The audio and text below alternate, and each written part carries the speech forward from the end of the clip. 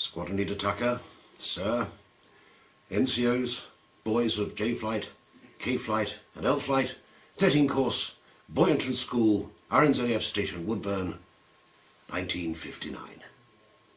I love you old buggers. I need to put my glasses on because I can't read as well as I used to, and I've got something written down here, so you've got to have a good scriptwriter for this sort of thing. Right, 79653, Boy Entrant Lill FD here, or as Squadron Leader Tucker probably knew me better, the accused. So I can't be with you for our 50th anniversary, but thanks to the miracles of technology, at least I can make a virtual appearance. There's a verse in my old school song, as Boy Ratton and Boy Piper will no doubt remember, that goes something like this. 40 years on, when afar and asunder, parted are those who are singing today, when we look back and forgetfully wonder what we were like at our work and our play. Well, 50 years on, I can look back, not too forgetfully, and I can remember pretty well what I was like at my work and my play. I was shite at the work, to be honest, but I was pretty good at the play, and continue to be so, I'm glad to say. I remember too our GSIs, Randy Hawkes, Corporals Peart, Donaldson and Archer, Stan Archer, bless him, who sneezed out his commands and always had his pullover tucked into his shorts.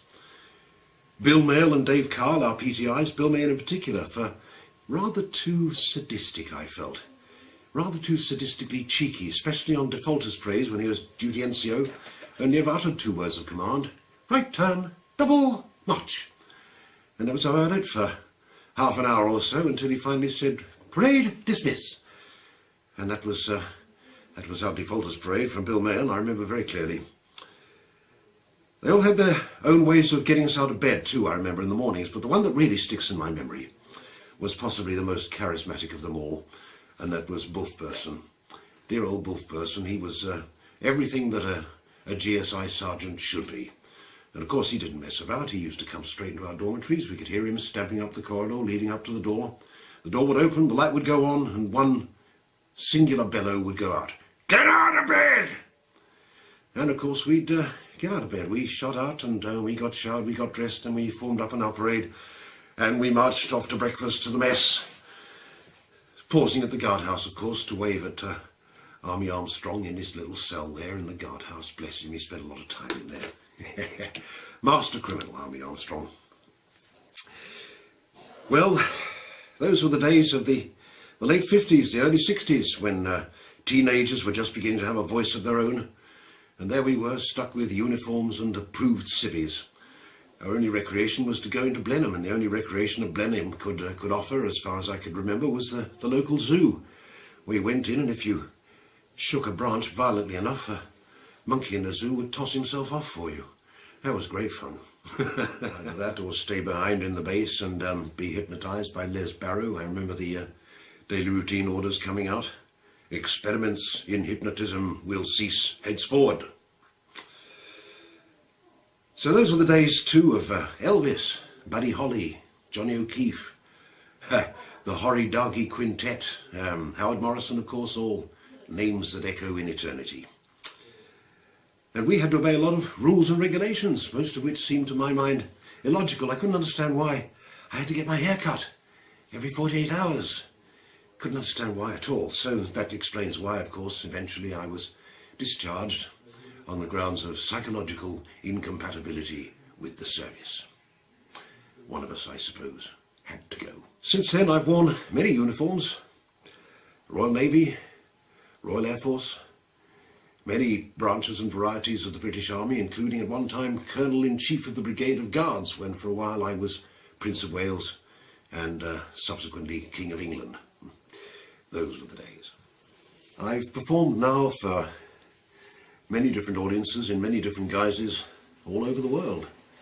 I've toured extensively in this country, in the theatre, and I've performed on the West End stage on many occasions. But I suppose, like your first lover, you never forget your first audience. And that was you guys. You were the people that I cut my teeth on, I suppose, and looking back on it now, I'm lucky to have survived. I'm lucky you guys let me live. after some of the shows I put on. But there I was, singing away, ably accompanied by Ross Ward on his guitar and Johnny Otto on the tea-chest bass. Thanks, guys. Thanks for letting me live. Thanks for being appreciative and sometimes encouraging. Thanks too to Andy Fairweather for the coaching he gave me. So, well, I can't really say that my time in the Air Force was a particularly happy one. Bits of it I enjoyed, a lot of it I hated, and being discharged was a great relief to me, rather like ending a prison sentence. But it's funny, whenever I talk to old soldiers, and old airmen in particular, or whenever I visit an aircraft museum to say hello to a few old friends, particularly Harvards, and they're dotted all over this country, I feel rather proud to have served, and rather proud to have done my time. So I've never lost my love of old aircraft, and I still build the models when I get a chance, and one of these days, when I get the time, I will finish that 5th scale Harvard 8'6" span that I've got sitting in my workshop down at the bottom of the garden. Well, guys, thanks for listening to me. I better let you get on with your celebrations. Incidentally, I'd like to buy you all a drink, so I've sent Ian Hingston a cheque for $10,000 just to buy you all a nice bottle of champagne each. Don't forget, Ian, you did promise. Chaps, happy anniversary. My wife and my family and I wish you a happy new year. Here's to the next 50 years. Cheers.